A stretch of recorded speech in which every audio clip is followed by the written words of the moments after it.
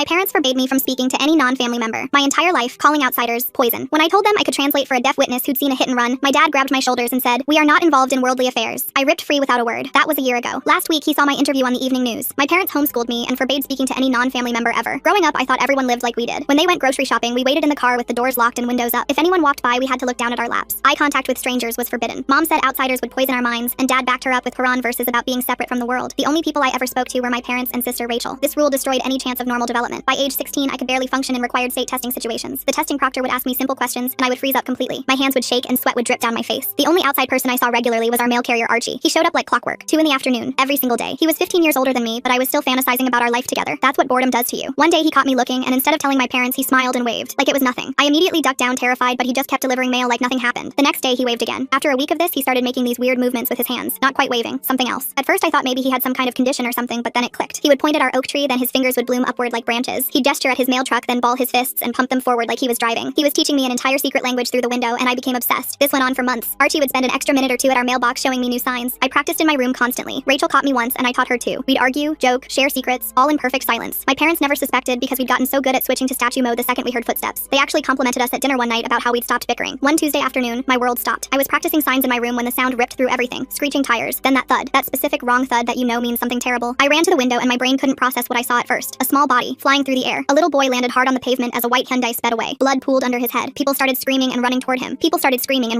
I pressed my face against the glass hard enough to leave marks, trying to see if his chest was moving at all. That's when I noticed a woman standing frozen on the sidewalk. She was frantically signing and pointing at the fleeing car, but she might as well have been invisible. Nobody understood her. She kept spelling out letters and numbers, but everyone just stared like she was having some kind of breakdown. My whole body shook as it hit me. She saw the plate. She knew who did this. She was trying to tell them, but her words were trapped in her hands. The boy still hadn't moved. Someone was yelling about calling 911. The deaf woman kept signing the same sequence over and over. BR7492. She saw the plate number but couldn't communicate it. I knew those signs. Archie had taught me letters and numbers last month. My parents' rules thundered in my ears, but that little boy was dying. There wasn't time to be scared. I sprinted downstairs where Mom was teaching Rachel mathematics. "There's been an accident," I gasped. "A hit and run. A boy got hit." Mom jumped up and I saw her shift into lockdown mode instantly. "Stay inside. Do not go out there." She moved toward the window and I knew the second she saw that crowd we'd be barricaded in for days. "Mom, please. There's a deaf witness. She saw the license plate but no one understands her. I know sign language. I can help." The words crashed out of me in a desperate rush. "You know what? How could you possibly know that?" Her face transformed. Confusion, then understanding, then pure fury. "Have you been communicating with outsiders?" Dad came running from his office. "What's happening?" Through the window we could see paramedics arriving. The boy was so still. Too still. The deaf woman was crying now, her signs getting sloppier, more desperate, still trying to tell anyone who would look at her. "Your daughter has been secretly learning sign language." Mom spat. "She wants to go talk to strangers." "Please," I screamed. "That boy is dying and she saw who did it. No one else can understand her. Please let me help." Dad grabbed my shoulders hard. "You deliberately disobeyed us. You put this entire family at risk of contamination." His fingers dug into my skin. "We are not involved in worldly affairs." I wrenched away from him and ran for the door. Mom shrieked behind me, but I didn't stop. I burst outside for the first time in years without permission. The sunlight felt alien on my skin. People turned to stare as I ran barefoot across our yard. The